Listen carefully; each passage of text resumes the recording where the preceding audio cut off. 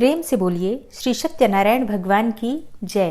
दोस्तों, फाल्गुन मास की पूर्णिमा इस बार 6 और 7 मार्च दोनों दिन मनाई जाएगी। वैसे तो सूर्योदय काल में 7 मार्च को पूर्णिमा तिथि है, लेकिन व्रत आप चाहें तो 6 मार्च को भी धारण कर सकते हैं, क्योंकि 6 मार्च को शाम को पूर्णिमा तिथि प्रारंभ हो जाएगी और रात्रि में पूर्णिमा का चंद्रमा हमें प्राप्त हो रहा है। इसलिए आप चाहें तो 6 मार्च को भी व्रत धारण कर सकते हैं, और जो भक्त सूर्योदय कालीन पूर्णिमा तिथि को मानते हैं वो 7 मार्च को व्रत धारण कर सकते हैं। मतलब फाल्गुन मास की पूर्णिमा तिथि का व्रत इस बार 2 दिन किया जा सकता है। आप जिस भी दिन करना चाहते हैं कर सकते हैं। और अगर आप सत्यनारायण भगवान की कथा का पाठ करवाना चाहते हैं, मतलब कथा करवाना चाहते हैं, तो आज भी चाहें तो करवा सकते हैं। और अगर आप आज नहीं कर पाते हैं सत्यनारायण की कथा, तो आप कल भी कर सकते हैं। और हाँ, अगर आप पाठ नहीं कर पाते हैं स्वयं से, तो सुनने मात्र से भी मन की समस्त कामनाएं पूर्ण होती हैं। सत्यनारायण भगवान की कथा का पाठ अगर आप सुन भी लेते हैं, तो इतने मात्र से ही भगवान सत्यनारायण की कृपा से मन वांछित फल की प्राप्ति होती है। तो आज की वीडियो में आप सुनेंगे सत्यनारायण व्रत की कथा। और कथा सुनने से पहले प्रेम से जयकारा लगाइए श्री सत्यनारायण भगवान की जय। एक समय की बात है, नैमिषारण्य तीर्थ में शौनकादि 88,000 ऋषियों ने श्री सूत जी से पूछा, हे प्रभु, इस कलयुग में वेद विद्या रहित मनुष्यों को प्रभु भक्ति किस प्रकार मिल सकती है तथा उनका उद्धार कैसे होगा? हे मुनिश्रेष्ठ, कोई ऐसा तप बताइए जिससे थोड़े समय में ही पुण्य मिले और मनोवांछित फल भी मिल जाए। इस प्रकार की कथा सुनने की हम इच्छा रखते हैं। सर्व शास्त्रों के ज्ञाता श्री सूत जी बोले, हे वैष्णवों में पूज्य, आप सभी ने प्राणियों के हित की बात पूछी है, इसलिए मैं एक ऐसे श्रेष्ठ व्रत को आप लोगों को बताऊंगा जिसे नारद जी ने लक्ष्मी नारायण जी से पूछा था और लक्ष्मीपति ने मुनि श्रेष्ठ नारद जी से कहा था। आप सब इसे ध्यान से सुनिए।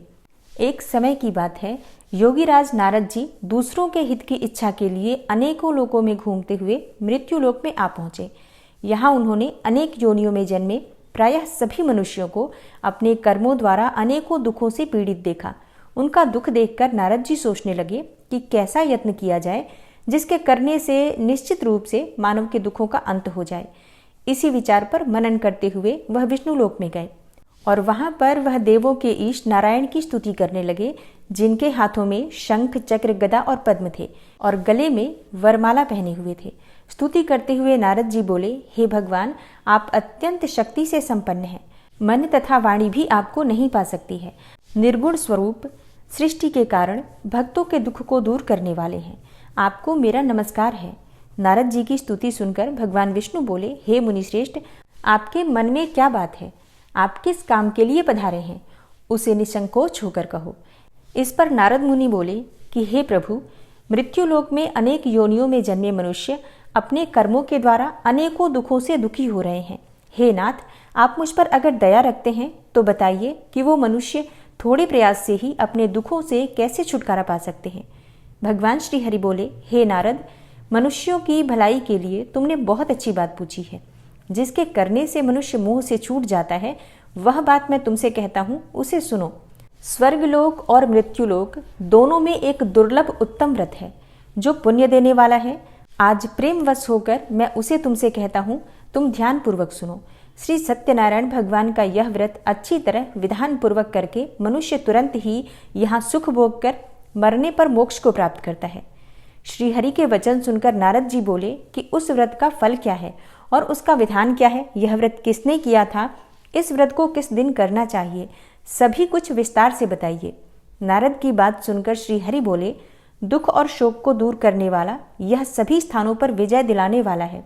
मानव को भक्ति और श्रद्धा के साथ शाम को श्री सत्यनारायण की पूजा धर्मपरायण होकर ब्राह्मणों और बंधुओं के साथ करनी चाहिए। भक्ति भाव से ही नैवेद्य, केले का फल, घी, दूध और गेहूं का आटा सवाया लें। गेहूं के स्थान पर साठी का आटा, शक्कर तथा गुड़ लेकर और सभी भक्षण योग्य पदार्थों को मिलाकर भगवान का भोग लगाएं। ब्राह्मणों सहित बंधु बांधवों को भी भोजन कराएं। इसके बाद स्वयं भोजन करें। भजन कीर्तन के साथ भगवान की भक्ति में लीन हो जाएं। इस तरह से सत्यनारायण भगवान का यह व्रत करने पर मनुष्य की सारी इच्छाएं निश्चित रूप से पूरी होती हैं। इस कलिकाल में अर्थात कलयुग में मृत्युलोक में मोक्ष का यही एक सरल उपाय बताया गया है। भगवान श्री हरि विष्णु ने कहा, यह सत्यनारायण व्रत सभी प्रकार के दुखों जैसे शारीरिक दुख, मानसिक दुख, शोक आदि का समन करने वाला है और धन धान्य की वृद्धि करता है, सौभाग्य अखंड करता है और संतान प्राप्ति के लिए किया जाता है। कलयुग में यह सबसे छोटा सा उपाय है। इस प्रकार श्री सत्यनारायण भगवान की कथा का प्रथम अध्याय समाप्त हुआ। प्रेम से बोलिए श्री सत्यनारायण भगवान की जय। सत्यनारायण व्रत का दूसरा अध्याय। श्री सूत जी बोले, हे द्विजों, अब मैं पुनः पूर्व काल में जिसने इस सत्यनारायण व्रत को किया था उसे भली भांति विस्तार पूर्वक कहूंगा। आप सब ध्यान पूर्वक सुनिए। एक समय की बात है, रमणीय काशी नगरी में कोई अत्यंत निर्धन ब्राह्मण रहता था। भूख और प्यास से व्याकुल होकर वह प्रतिदिन पृथ्वी पर भटकता रहता था। ब्राह्मणों से प्रेम करने वाले भगवान ने उस दुखी ब्राह्मण को देखकर वृद्ध ब्राह्मण का रूप धारण करके उस द्विज से आदर पूर्वक पूछा, हे विप्र, प्रतिदिन अत्यंत दुखी होकर तुम किस लिए पृथ्वी पर भ्रमण करते रहते हो? हे द्विज श्रेष्ठ, यह सब बतलाओ, मैं सुनना चाहता हूँ। ब्राह्मण बोला, हे प्रभु, मैं अत्यंत दरिद्र ब्राह्मण हूँ और भिक्षा के लिए ही पृथ्वी पर घूमा करता हूँ। यदि मेरी इस दरिद्रता को दूर करने का आप कोई उपाय जानते हो तो कृपा पूर्वक बतलाइए। वृद्ध ब्राह्मण बोला, हे ब्राह्मण देव, सत्यनारायण भगवान विष्णु अभीष्ट फल को देने वाले हैं। हे विप्र, तुम उनका उत्तम व्रत करो, जिसे करने से मनुष्य सभी दुखों से मुक्त हो जाता है। व्रत के विधान को भी ब्राह्मण से यत्न पूर्वक कहकर वृद्ध ब्राह्मण रूपधारी भगवान विष्णु वहीं पर अंतर्ध्यान हो गए। वृद्ध ब्राह्मण ने जैसा कहा है उस व्रत को अच्छी प्रकार से वैसे ही करूंगा, यह सोचते हुए उस ब्राह्मण को रात में नींद भी नहीं आई। अगले दिन प्रातःकाल उठकर सत्यनारायण का व्रत करूंगा ऐसा संकल्प करके वह ब्राह्मण भिक्षा के लिए चल पड़ा। उस दिन ब्राह्मण को भिक्षा में बहुत सा धन प्राप्त हुआ। उसी धन से उसने बंधु बांधवों के साथ भगवान सत्यनारायण का व्रत किया। इस व्रत के प्रभाव से वह श्रेष्ठ ब्राह्मण सभी दुखों से मुक्त होकर समस्त संपत्तियों से संपन्न हो गया। उस दिन से लेकर प्रत्येक महीने उसने यह व्रत किया। इस प्रकार सत्यनारायण भगवान के इस व्रत को करके वह समस्त पापों से मुक्त हो गया और उसने दुर्लभ मोक्ष पद को प्राप्त किया। हे विप्र, पृथ्वी पर जब भी कोई मनुष्य श्री सत्यनारायण का व्रत करेगा उसी समय उसके समस्त दुख नष्ट हो जाएंगे। हे ब्राह्मणों, इस प्रकार भगवान नारायण ने महात्मा नारद जी से जो कुछ कहा वह मैंने सब आप लोगों से कह दिया। आगे अब और क्या कहूँ? तब ब्राह्मण बोले, हे मुने, इस पृथ्वी पर उस ब्राह्मण से सुने हुए इस व्रत को और किसने किया? हम वह सब सुनना चाहते हैं। उस व्रत पर हमारी श्रद्धा हो रही है। श्री सूत जी बोले, हे मुनियों, पृथ्वी पर जिसने यह व्रत किया उसे आप लोग सुने। एक बार वह द्विज श्रेष्ठ अपने धन संपत्ति के अनुसार बंधु बांधवों तथा परिवारजनों के साथ व्रत करने के लिए उद्यत हुआ। इसी बीच में एक लकड़हारा वहां आया और लकड़ी बाहर रखकर उस ब्राह्मण के घर गया। प्यास से व्याकुल वह लकड़हारा उस ब्राह्मण को व्रत करता हुआ देखकर प्रणाम करके उससे बोला, हे प्रभु, आप यह क्या कर रहे हैं? इसके करने से किस फल की प्राप्ति होती है, विस्तार पूर्वक मुझसे कहिए। विप्र ने कहा, यह सत्यनारायण का व्रत है जो सभी मनोरथों को प्रदान करने वाला है। उसी के प्रभाव से मुझे यह सब महान धन धान्य आदि प्राप्त हुआ है। जल पीकर तथा प्रसाद ग्रहण करके वह लकड़हारा नगर चला गया। सत्यनारायण देव के लिए मन से ऐसा सोचने लगा कि आज लकड़ी बेचने से जो भी धन प्राप्त होगा उसी धन से भगवान सत्यनारायण का श्रेष्ठ व्रत करूंगा। इस प्रकार मन में चिंतन करता हुआ लकड़ी को मस्तक पर रखकर वह उस सुंदर नगर में गया जहां धन संपन्न लोग रहते थे। उस दिन उसने लकड़ी का दुगना मूल्य प्राप्त किया। इसके बाद प्रसन्न हृदय होकर वह पके हुए केले का फल, शक्कर, घी, दूध और गेहूं का चूर्ण सवाया मात्रा में लेकर अपने घर आया। तत्पश्चात उसने अपने बंधु बांधवों को बुलाकर विधि विधान से भगवान श्री सत्यनारायण का व्रत किया और इस व्रत के प्रभाव से वह पुत्र और धन आदि से संपन्न हो गया और इस लोक में अनेकों सुखों का भोग करके अंत में सत्यपुर अर्थात वैकुंठ लोक चला गया। इस प्रकार भगवान सत्यनारायण की कथा का दूसरा अध्याय समाप्त हुआ। तो प्रेम से बोलिए श्री सत्यनारायण भगवान की जय। सत्यनारायण व्रत की कथा का तीसरा अध्याय। श्री सूत जी बोले, हे श्रेष्ठ मुनियों, अब मैं पुनः आगे की कथा कहूंगा, आप लोग ध्यान पूर्वक सुनिए। प्राचीन काल में उल्कामुख नाम का एक राजा रहता था। वह जितेंद्रिय, सत्यवादी तथा अत्यंत बुद्धिमान था। वह विद्वान राजा प्रतिदिन देवालय जाता और ब्राह्मणों को धन देकर संतुष्ट करता था।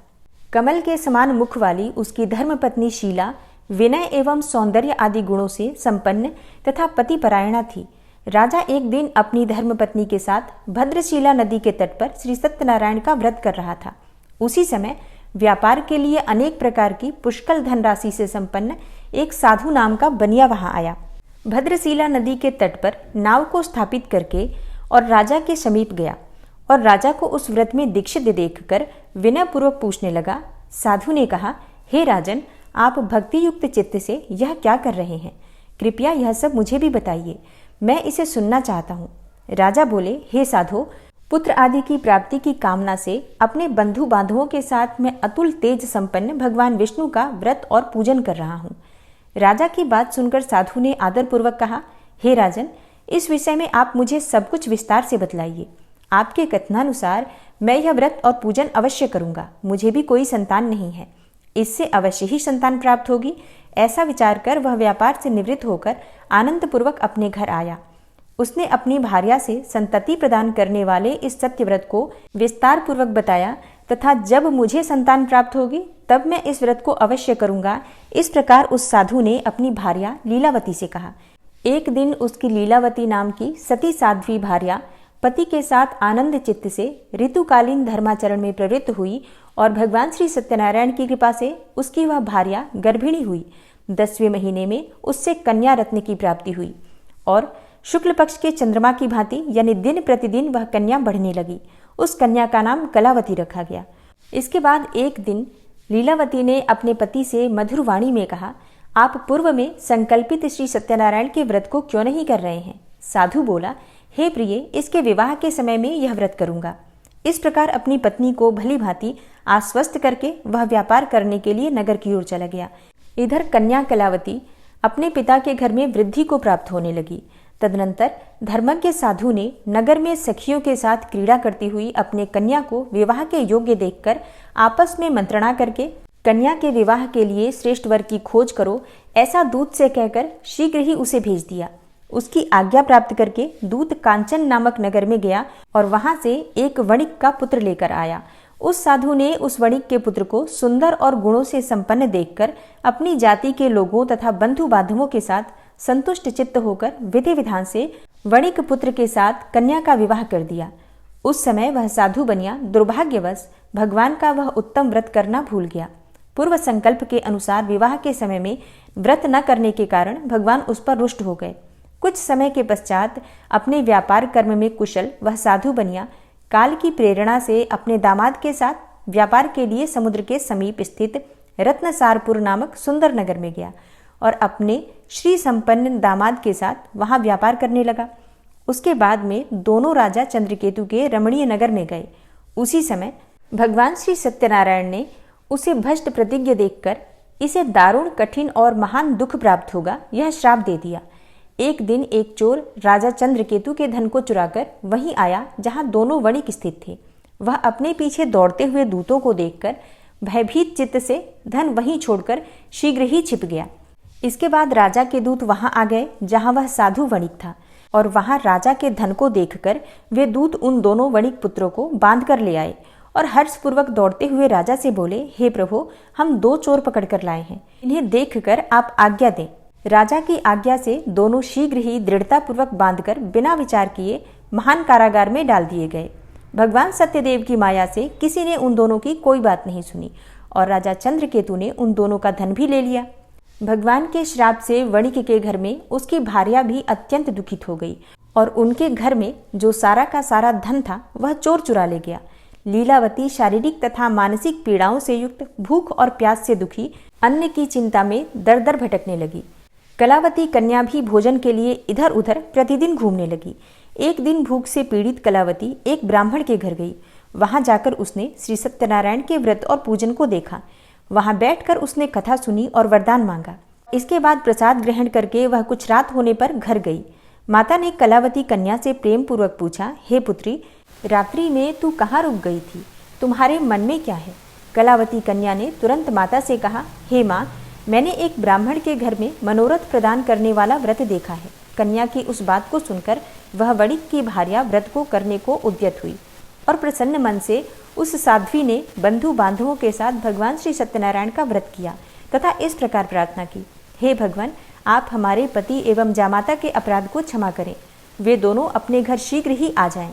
इस व्रत से भगवान सत्यनारायण पुनः संतुष्ट हो गए तथा उन्होंने नृपश्रेष्ठ चंद्रकेतु को स्वप्न दिखाया और स्वप्न में कहा, हे नृपश्रेष्ठ, प्रातःकाल दोनों वणिकों को छोड़ दो और वह सारा धन भी दे दो जो तुमने उनसे इस समय ले लिया है, अन्यथा राज्य, धन एवं पुत्र सहित तुम्हारा सर्वनाश कर दूंगा।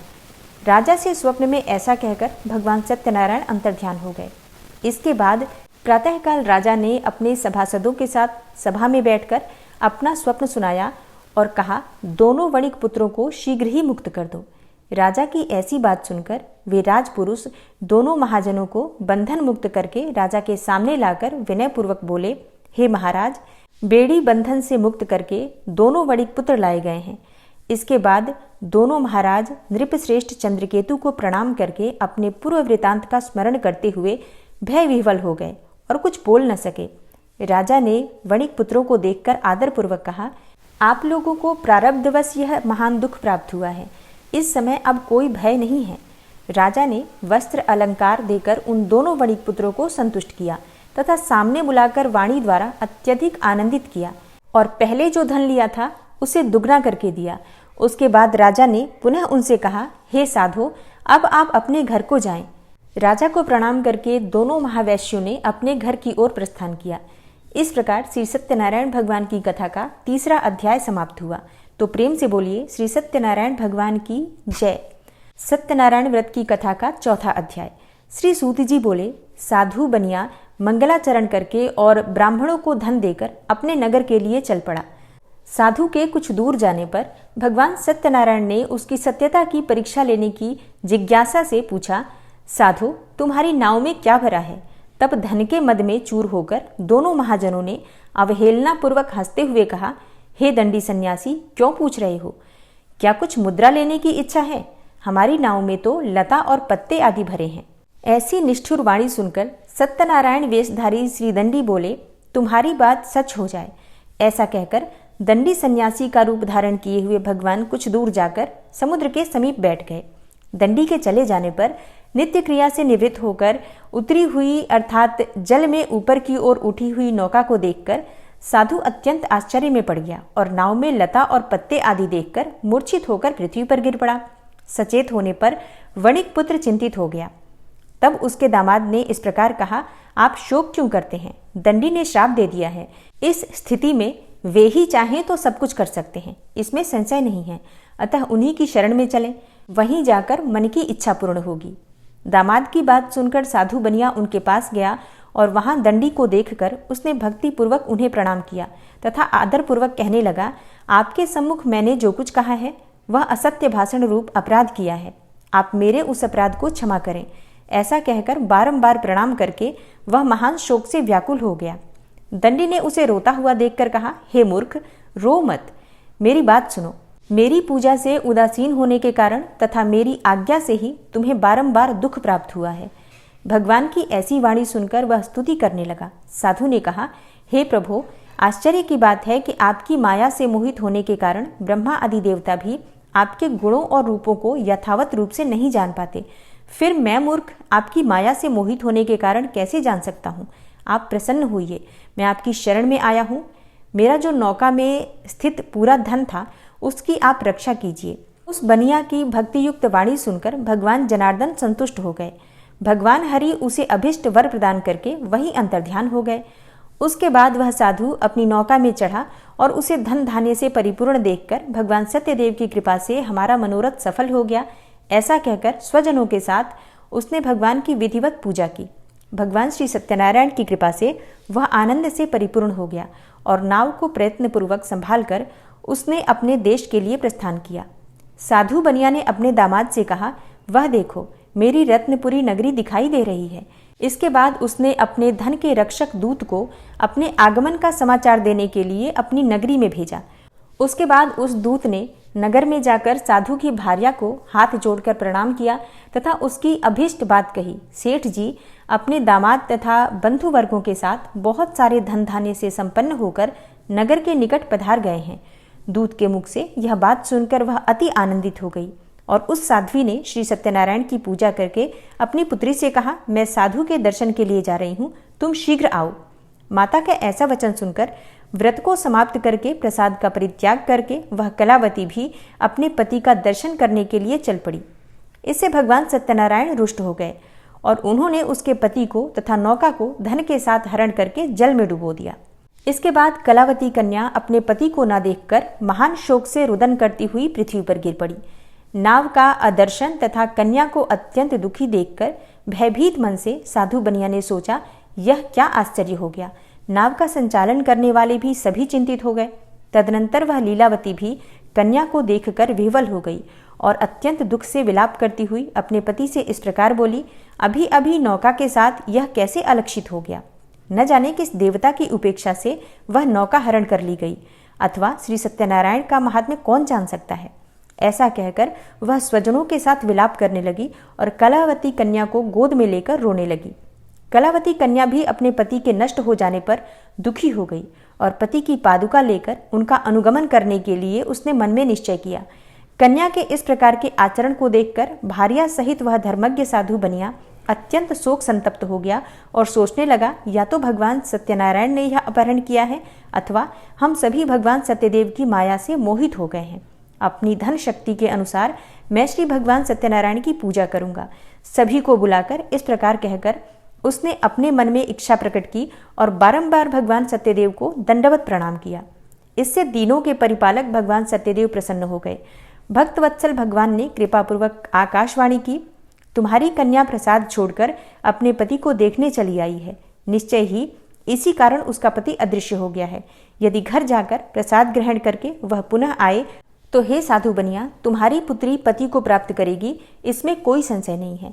कन्या कलावती भी आकाशमंडल से ऐसी वाणी सुनकर शीघ्र ही घर गई। उसने प्रसाद ग्रहण किया, पुनः आकर स्वजनों तथा अपने पति को देखा। तब कलावती कन्या ने अपने पिता से कहा, अब तो घर चलें, विलंब क्यों कर रहे हैं। कन्या की यह बात सुनकर वणिक पुत्र संतुष्ट हो गया और विधि विधान से भगवान सत्यनारायण का पूजन करके धन तथा बंधु बांधवों के साथ अपने घर गया। तदनंतर पूर्णिमा तथा संक्रांति पर्वों पर भगवान सत्यनारायण देव का पूजन करते हुए इस लोक में सुख भोग कर अंत में वह सत्यपुर वैकुंठ लोक में चला गया। इस प्रकार श्री सत्यनारायण भगवान की कथा का चौथा अध्याय समाप्त हुआ। तो प्रेम से बोलिए श्री सत्यनारायण भगवान की जय। पांचवा अध्याय। श्री सूत जी बोले, श्रेष्ठ मुनियों, अब इसके बाद मैं दूसरी कथा कहूंगा, आप लोग ध्यान पूर्वक सुनिए। अपनी प्रजा का पालन करने में तत्पर तुंगध्वज नाम का एक राजा था। उसने सत्यदेव के प्रसाद का परित्याग करके दुख प्राप्त किया। एक बार वह वन में पशुओं को मारकर वट वृक्ष के नीचे आया। वहां उसने देखा कि गोपगण बंधु बांधवों के साथ संतुष्ट होकर भक्तिपूर्वक भगवान सत्यदेव की पूजा कर रहे हैं। राजा यह देखकर भी अहंकारवश न तो वहां गया और न ही उसने भगवान सत्यनारायण को प्रणाम ही किया। पूजन के बाद सभी गोपगण भगवान का प्रसाद राजा के समीप रखकर वहां से लौट आए और इच्छानुसार उन सभी ने भगवान का प्रसाद ग्रहण किया। इधर राजा को प्रसाद का परित्याग करने से बहुत दुख प्राप्त हुआ। उसका संपूर्ण धन, धान्य एवं सभी 100 पुत्र नष्ट हो गए। राजा ने मन में यह निश्चय किया कि अवश्य ही भगवान सत्यनारायण ने हमारा नाश किया है, इसलिए मुझे वहां जाना चाहिए। वहां श्री सत्यनारायण भगवान का पूजन हो रहा था। ऐसा मन में निश्चय करके वह राजा गोपगणों के समीप गया और उसने गोपगणों के साथ भक्ति श्रद्धा से युक्त होकर विधि विधान पूर्वक भगवान सत्यदेव की पूजा की। भगवान सत्यदेव की कृपा से वह पुनः धन और पुत्रों से संपन्न हो गया तथा इस लोक में सभी सुखों का भोग करके अंत में सत्यपुर वैकुंठ लोक को प्राप्त हुआ। श्री सूत जी कहते हैं, जो व्यक्ति इस परम दुर्लभ श्री सत्यनारायण व्रत को करता है और पुण्यमयी तथा फल प्रदायिनी भगवान की कथा को भक्ति युक्त होकर सुनता है, उसे भगवान सत्यनारायण की कृपा से धन धान्य आदि की प्राप्ति होती है। दरिद्र भी धनवान हो जाता है। बंधन में पड़ा हुआ बंधनों से मुक्त हो जाता है। डरा हुआ व्यक्ति भय मुक्त हो जाता है। यह सत्य बात है, इसमें कोई संशय नहीं है। इस लोक में यह सभी इच्छित फलों का भोग करके अंत में सत्यपुर वैकुंठ लोक को प्राप्त करता है। हे ब्राह्मणों, इस प्रकार मैंने आप लोगों से भगवान सत्यनारायण के व्रत को कहा, जिसे करके मनुष्य सभी दुखों से मुक्त हो जाता है। कलयुग में तो भगवान सत्यदेव की पूजा विशेष फल प्रदान करने वाली है। हे मुनीश्वरों, पूर्वलोक में जिन लोगों ने भगवान सत्यनारायण का व्रत किया था, उसके अगले जन्म का वृतांत कहता हूँ, आप लोग श्रद्धा पूर्वक सुनिए। महान प्रज्ञा संपन्न सतानंद नाम के ब्राह्मण सत्यनारायण व्रत करने के प्रभाव से दूसरे जन्म में सुदामा नामक ब्राह्मण हुए। और इस जन्म में भगवान कृष्ण का ध्यान करके उन्होंने मोक्ष को प्राप्त किया। लकड़हारा भील गुहों का राजा हुआ और अगले जन्म में उसने भगवान श्री राम की सेवा करके मोक्ष को प्राप्त किया। महाराज उल्कामुख दूसरे जन्म में राजा दशरथ हुए, जिन्होंने श्री रंगनाथ जी की पूजा करके अंत में वैकुंठ लोक को प्राप्त किया। इसी प्रकार धार्मिक और सत्यव्रती साधु पिछले जन्म के सत्यव्रत के प्रभाव से दूसरे जन्म में मोरध्वज नामक राजा हुआ। उसने आरे से चीरकर अपने पुत्र की आधी देह भगवान विष्णु को अर्पित करके मोक्ष को प्राप्त किया। महाराजा तुंगध्वज जन्मांतर में स्वयंभू मनु हुए और भगवत संबंधी संपूर्ण कार्यों का अनुष्ठान करके वैकुंठ लोक को प्राप्त हुए। जो गोपगण थे वे सब जन्म जन्मांतर में व्रजमंडल में निवास करने वाले गोप हुए और सभी राक्षसों का संहार करके उन्होंने भी भगवान का शाश्वत धाम गोलोक प्राप्त किया। इस प्रकार श्री स्कंद पुराण के अंतर्गत रेवा खंड में श्री सत्यनारायण व्रत कथा का यह 5वां अध्याय पूर्ण हुआ। तो प्रेम से बोलिए श्री सत्यनारायण भगवान की जय, श्री लक्ष्मी नारायण की जय। जय जय श्री कृष्णा, जय श्री राधे।